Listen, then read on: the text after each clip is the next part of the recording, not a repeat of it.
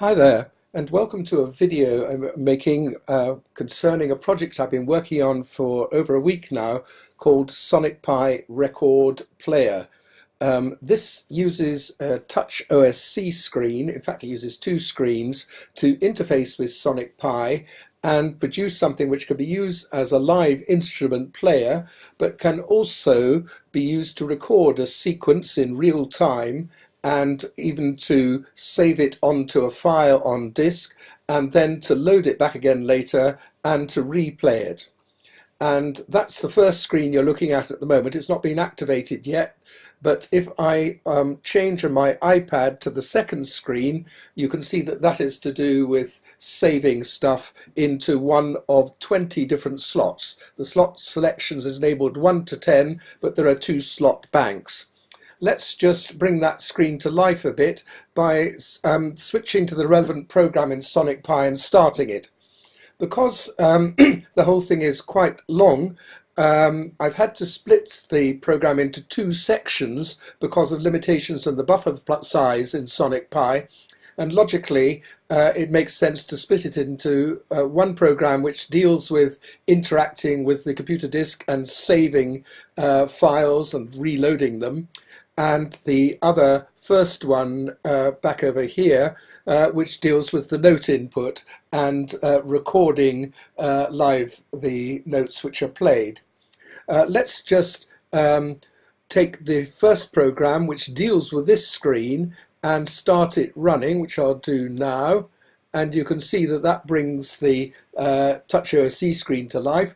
The black dots have now become a sort of bluish color, and it's also signifying the key that we're using, which is in C major, and that we're using one of the two synths which are available. And I'm using percussive synths because we're not controlling the length of a note, and so this is a convenient thing to use, the piano one and the pluck synth. I'll go through the other buttons a bit later on. Let's switch to the second screen and we'll bring that to life, but to do that I need to switch program to the second program and to run that, which I'll do now. And you can see that that has brought the second screen to life. You'll see that it tells us that the current slot which is selected is slot number 1 on the first of the two banks, the left-hand bank. You'll see that there are some content LEDs, blue ones and a sort of purpley colour. The blue ones signify slots 1 to 10. The purple ones signify the second bank of slots 11 to 20. So you can see that slot 3 has got some content in it, and you can see that slots 14 to 20 in the second bank are all occupied, as are slots 6 to 10 on the first bank. There are 3 further buttons which deal with loading a file which has already been saved onto disk, or saving a file. And to make sure you don't save over something that you want to keep, you have to press an Enable Save button, which remains active for about a second to arm the Save File button. If we try running the Save File button at the moment and I press it, I'll get a nasty noise and a message telling me I've got to enable save first before I do that. If I was to press enable save and then press save again, I'm on slot 1, which has got no content saved in it, and if I press enable save and save again, it tells me that it's saved the file 1.json. It shows me that that's the last file accessed. No content is shown because we saved a zero length, or almost effectively a zero length file there. It's actually a couple of hundred bytes, but that's what the file structure is for the empty file, and the computer recognizes that and doesn't show the content. If we want to load in something which is there, let's go to, say, slot 3 by clicking on the third slot selection, and we're on slot bank 1, and that's the left-hand side corresponding to that blue LED. So let's load that in, and it shows us that that file is loaded. Because there's blue in the content thing, there will actually be something there. So if I switch back here, we can bring in one of the other buttons, which I've already alluded to, which is the button P, top left, which stands for playback. And if I press that, oops, I press it twice.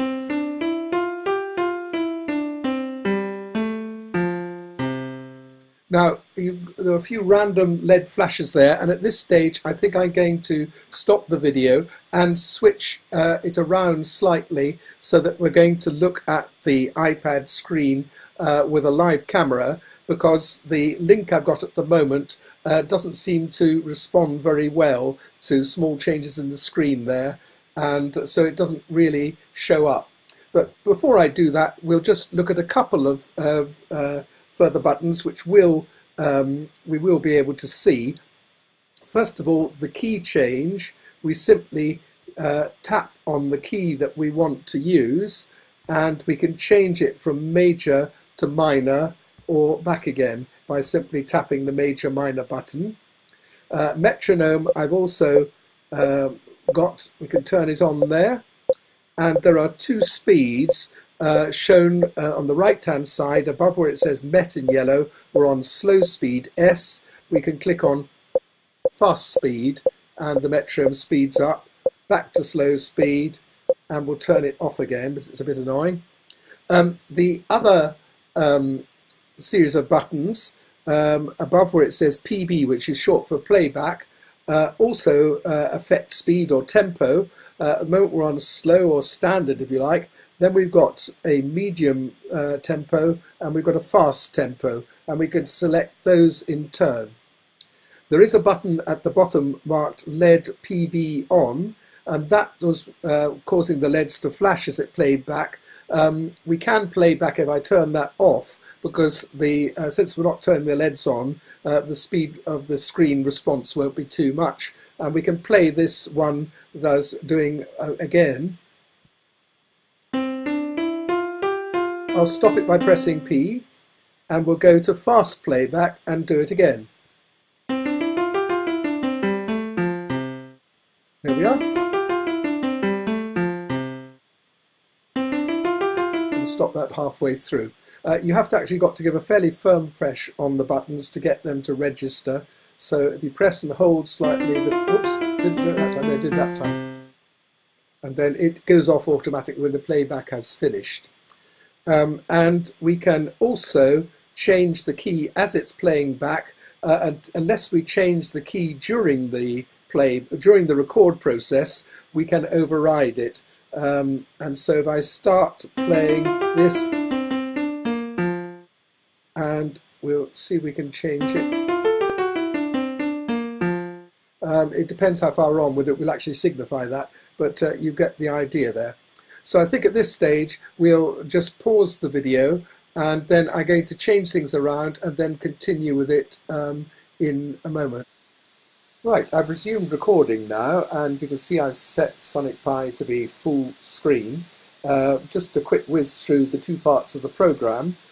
First of all, you'll see that there's extensive use of the set and get functions within Sonic Pi, which store things on the time state, and is a very good idea when you want to pass things between different live loops or between different programs, which we do in this case. And the key to getting this to work is actually to have some lists and to populate them, and then they can be read from the other programs. So if we have set tim n, that's the time for the notes being played. If we set that in one of the program, then we can use get :tim m inside brackets on the other program and retrieve the current values.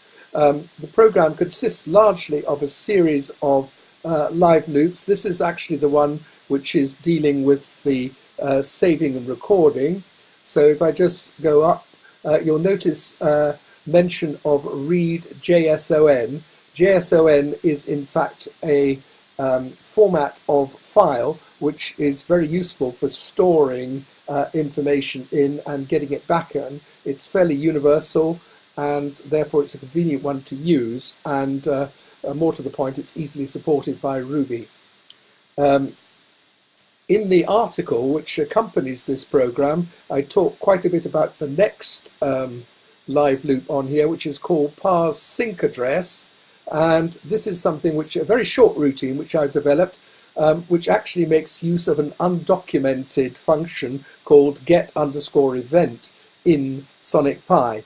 Using that, it's able to use wildcards in some of the OSC messages being searched for in live loops, and thus we can use just one live loop to cover all of the matrix of 8x8 buttons, and we can actually, using that parse sync address, work out which button has been pressed and then process it appropriately. But that is explained in more detail in the article. Various other things, set file indicator. This is indicating what the current content of the file is, I think, in this case. Yes, you can see that it says it checks when it's got the file whether it is going to be greater or less than the appropriate minimum size, which is set at the beginning of the program, and that governs whether the blue or purple LEDs beside the file are illuminated. We've also got functions dealing with the last file accessed, and we've got a live loop which is going to work out which of the read slots has been selected. We've got one which is going to write data, and you can see messages there like enable save first. If you forget to press the enable save button, which is dealt with down at the bottom there. And if we switch to the other program buffer here, this one deals with getting the notes. You can see lots of set commands at the beginning of the program, which are just initializing some of the state variables which are used. For example, one to say that whether it's playing or not, and playback, that is, or not. One to say whether it's recording, yes or no. One whether the LEDs are switched on or off, that's the LEDs used for playback, and setting default values for the key, the major minor setting, and so on. This is used to clear the arrays which are used to hold the information, and that is done obviously before you start recording a new file, and lots of OSC messages to send there to initialize things. That's what caused all those LEDs to spring to life when we first ran the program. And then one's to do with the metronome, adjusting the speed of the metronome. And here is the one which is used for adjusting the playback tempo, whether it's fast, medium, or slow. We've got the ones which are used for working out whether we want the LEDs for playback to be switched on or off.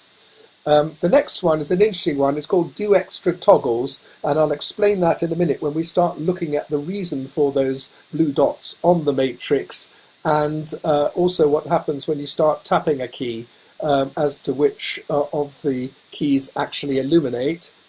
And then one's on for playing a note and detecting it, one for testing whether the note's pushed, and if in recording it's going to record the time and the coordinates of the button which was pushed. We've got other ones which are dealing with playing back notes, and then we've got a similar section for looking at major minor changes, recording them if necessary, and playing them back in synchronism with the notes. And then the same thing for the key that we've chosen, C, D, E, F, G, A, B, and playing those back.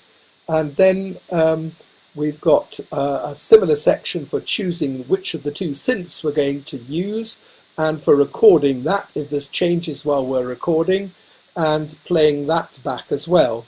Then the last section, which is quite tricky to do, working out all the logic of recording and setting up when you record, for example, you want it to actually make a note of the current key and the current synth when you start recording, and so it puts those, and whether it's major or minor, it stores those right at the beginning at time 0 before you start playing any notes. And the actual playing of the notes is done by recording the start time when you start recording, and then recording the times at which every note or key or major minor change is made. And in the case of notes, you play the notes and you separate them with sleeps, which are given by the time difference between one note and the next note. So that's the time you sleep before you play the next note. And so that is more or less the whole program. And I'll leave you to mull over it yourselves. It took quite a long time to put together, but hopefully it's reasonably logically done and you should be able to follow it. Now, the other reason why I changed the screen is that if I just bring this to the front, we've now got the camera on my MacBook is now live, and you can see, if I get the orientations of these right, you can see the iPad here, because it will show up much better as I actually do things. And I want first of all to discuss how the keyboard layout works. I'm going to leave it in C major, and we're going to place the first key. Let's go to the pluck thing. It sounds quite nice. And we're going to press the bottom left key. While I press it, it's illuminated and you hear the note. Take my finger off and it goes out. Press the next key, and as you might expect, it's going to press the next note up, which is a D. Then an E. Now when I press the next one, you'll notice that 2 lights light up. Come back to that in a minute. We go along the scale and we've gone up an octave. So that's C2, that is C3. But there's 2 other keys which are also highlighted, and that's because if I was to play one of them, they actually all produce the same note. Well, you may say, well, that seems a bit daft. Why do I want to do that? Well, it actually makes it very easy to move around the keyboard and to actually play things tunefully without having to keep it on going along linearly like this from left to right as the notes increase. And it's actually a very clever system which is used in the Ableton Push devices. So let's explain a bit more how it works. If I wanted to play a scale, I could go, then I might have to go up like that. But in fact, all I have to do is this. 1, 2, 3. That note's the same as that one, so I could go there.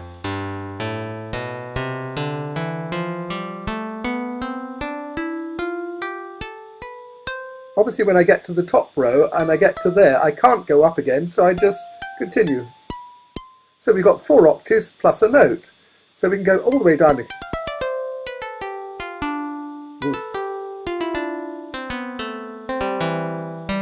Whoops, I'm slipping. It's quite hard to do this by remote control, as it were. But you get the idea. And it also makes it quite easy to play things like arpeggios and so on. Whoops. If I work out, where am I starting? That's.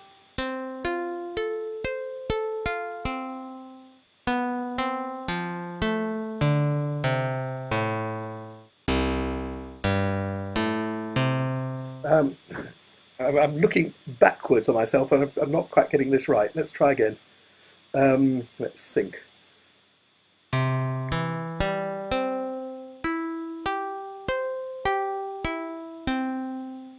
Well, nearly right. The more you use this, the more adept you get at using it, and you get various intervals. A fifth going down, a third going down that way.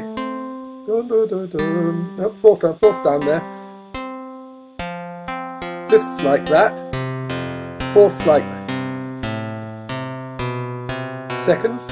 Thirds, fourths, fifths. Because you've only got the note in the scales, you haven't got any extra accidentals, which is a slight limitation, but it does mean that you can actually play stuff pretty well, and if you're very adept you could even put in some minor changes and so.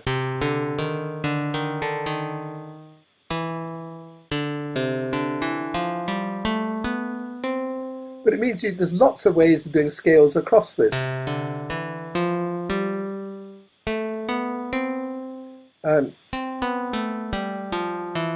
But seeing where the last flash tells you the next note, you can press. If that flashes, you know you can go to there for the next note. If that flashes and you want to go up, you can go to there for the next note. If that flashes and you're going up, you could go to there for the same note, the next note.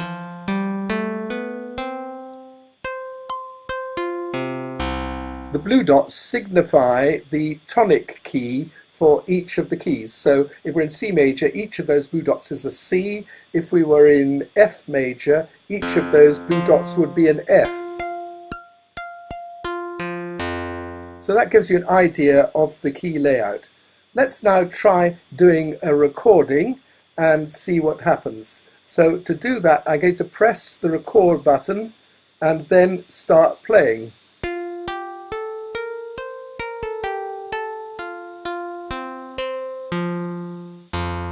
We'll stop that playing and we'll press the playback button first of all on standard speed.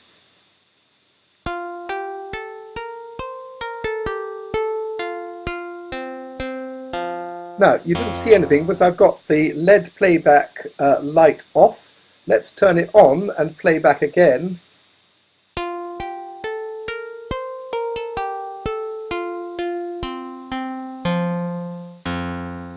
And you can see that you get those. It's a slight lag here, which is not actually there on the iPad screen. It's because of the videoing taking place.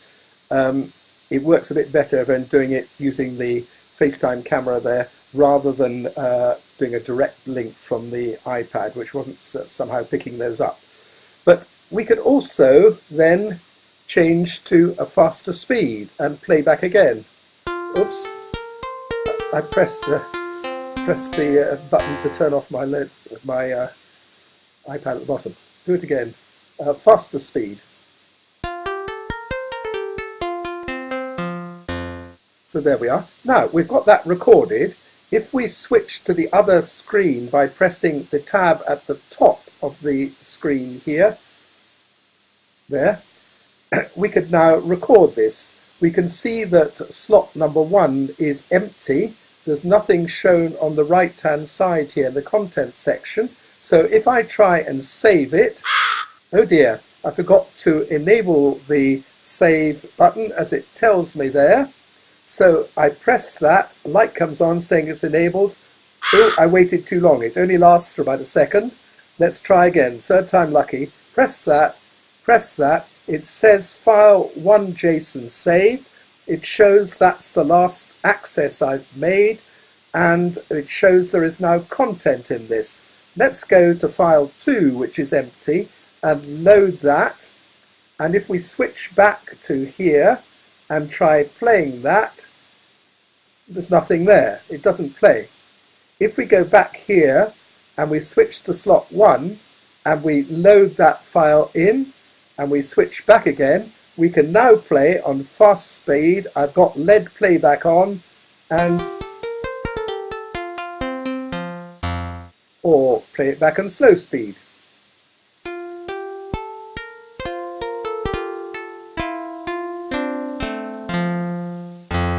And you can see I can play along with it. Let's do that again.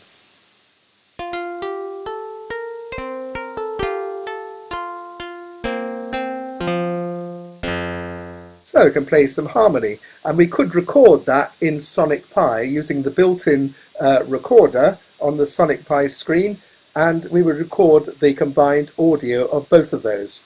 Now it's time for True Delia Smith's tradition and to go back and look at some other things which are already here. Let's go to slot 10 and let's load that in.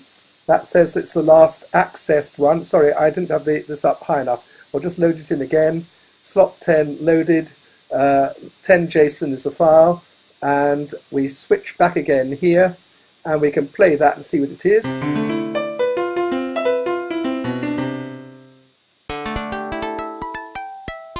Even just moving fairly randomly across the screen, which is what this does, produces some quite pleasing sounds, because they're all chosen from the same scale, the same tonal thing, and you can play around too.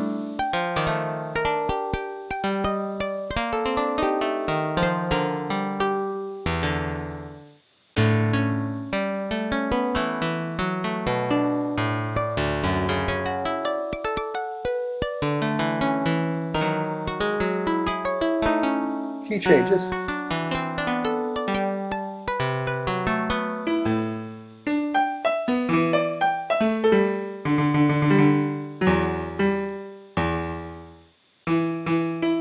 We've finished now, but I'm still go on playing. But you get the idea how you can play along to what's happening.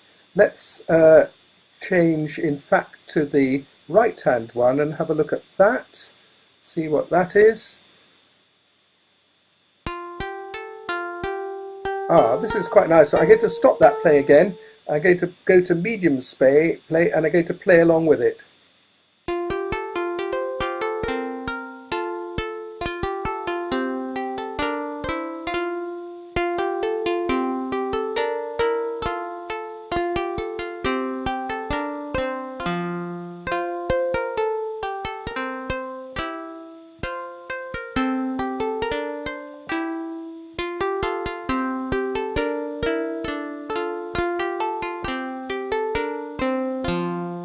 So there we have it. I hope you've enjoyed having a brief look at this. I find it great fun to play with, and I'm going to spend hours just doodling around with it. Nice versatile system which should run certainly on a Mac. I've not yet tried it on a Pi 3, but I think the problem with that will be that with the standard Pi 3 there'll be too much latency and you'll be hearing way behind what you're typing in. But I think possibly with something like a Sonic a PiSound board added, which you can set the latency a bit lower, it should be just about usable. But I will give it a try soon and try that. I'd be interested with anybody who's got a Windows machine out there with a decent sound card on it, whether they can get it to work there. Thank you very much for watching.